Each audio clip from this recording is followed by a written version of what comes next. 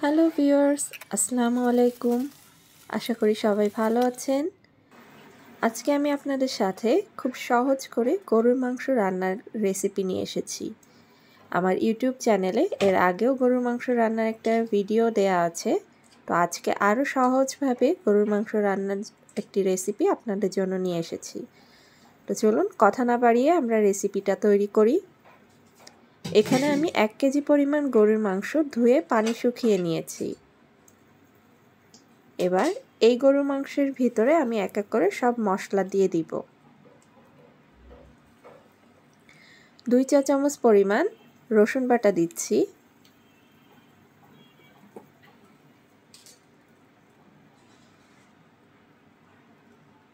এখানে 2 চা চামচ পরিমাণ পেঁয়াজ বাটা দিব।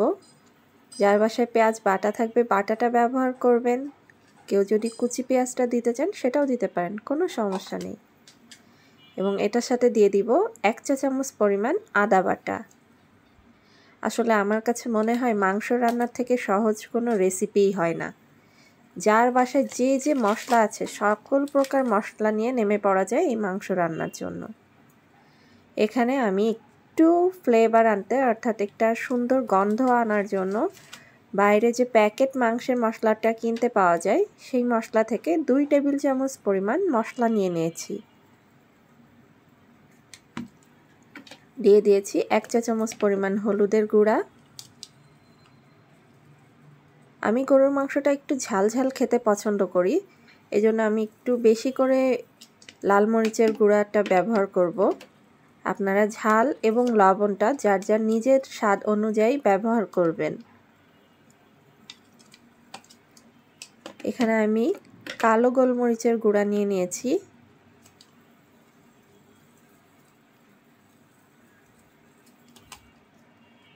দিয়ে দিয়েছি 1 চা চামচ পরিমাণ জিরা গুঁড়া। এই জিরা গুঁড়াটা আমি ঘরেই তৈরি করেছি। এবং এটার মধ্যে আমি দিয়ে দিব ধনিয়া গুঁড়া 1 চা চামচ পরিমাণ। এই ধনিয়া গুঁড়াটাও আমি ঘরে তৈরি করে নিয়েছি।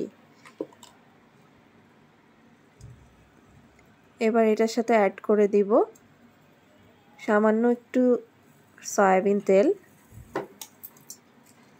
মাংসটা ম্যারিনেট করার জন্য এই তেলটা আসলে ব্যবহার করব।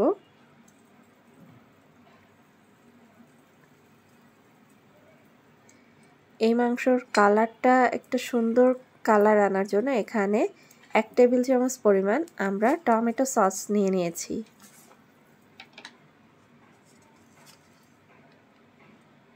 আগেই বলেছি লবণ এবং মরিচের গুঁড়াটা আমরা যার যার স্বাদ অনুযায়ী অর্থাৎ যে যতটুকু খেতে পছন্দ করি সেই অনুপাতে নিয়ে নিব।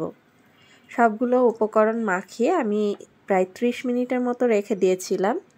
30 মিনিট পর আমরা এখন রান্নার জন্য প্রস্তুত নিয়ে নিচ্ছি।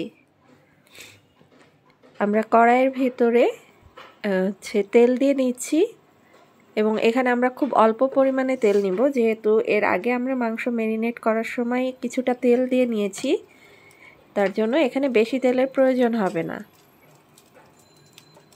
দেখতেই পাচ্ছেন মাংসটা থেকে খুব সুন্দরভাবে পানি ঝরিয়ে রাখার কারণে খুব বেশি পানি ছাড়েনি মাংস থেকে। যত বেশি সময় মাংসটা ম্যারিনেট করে রাখা যাবে তত বেশি মাংসটা স্বাদ হবে।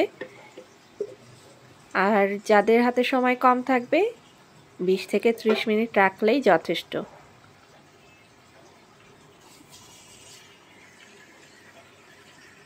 আলতো হাতে একটু কড়াইয়ের মধ্যে মাংসটা নেড়ে আমরা ঢাকা দিয়ে মাংসটা কষিয়ে নিব। আসলে মাংস যতটা ভালোভাবে কষানো যাবে ততটাই মাংসের স্বাদ হবে। দেখতে পাচ্ছেন মাংস থেকে তেল ছেড়ে দিচ্ছে। তো এভাবে আমরা কয়েকবার একটু ঢাকনা উঠিয়ে উঠিয়ে একটু নেড়ে দিয়েছি। এবার এটার ভিতরে আমরা আলু দিয়ে দিয়েছি। যে আলু খেতে পছন্দ করেন মাংসে আলুটা অ্যাড করবেন, আর আলু খেতে না চাইলে আলু ছাড়াই মাংসটা ভালোভাবে কষিয়ে নেবেন।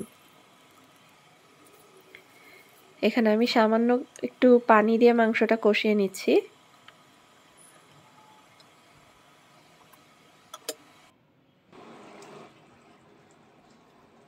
আবার কিছুক্ষণ ঢেকে দেখতে পাচ্ছি মাংসটা বেশ হয়ে গিয়েছে।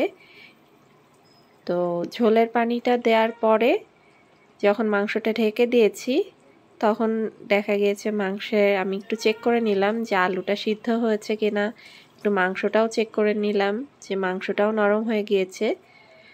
তো ঝোলটা যে যতটুকু রাখতে চান ততটুকু রাখবেন। আমি এখানে মাখা মাখা ঝোল রেখেছি যেহেতু আমি খুব বেশি ঝোল পছন্দ করি না। এবার উপর থেকে আমি একটু গরম মশলার গুঁড়া ছিটিয়ে দিচ্ছি। গরম মশলার গুঁড়াটাও আমি ঘরে তৈরি করেছি, এটা দোকানেও কিনতে পাওয়া যায়, আপনারা কেনাটাও ইউজ করতে পারেন। তবে ঘরে তৈরি করলে এটার থেকে সুন্দর একটা গন্ধ আসে যেটা দোকানেরটা থেকে পাওয়া যায় না। তো এই তো তৈরি হয়ে গেল আমার গরুর মাংস। তো কে কোথা থেকে ভিডিওটা দেখছেন অবশ্যই কমেন্ট করে জানাবেন। পরবর্তীতে আরও সুন্দর সুন্দর ভিডিও দেখার জন্য অবশ্যই আমাদের ফেসবুক পেজটা ফলো করবেন এবং আমাদের ইউটিউব চ্যানেলটা এখনও সাবস্ক্রাইব করে না থাকলে অবশ্যই চ্যানেলটা সাবস্ক্রাইব করবেন। Thanks for watching.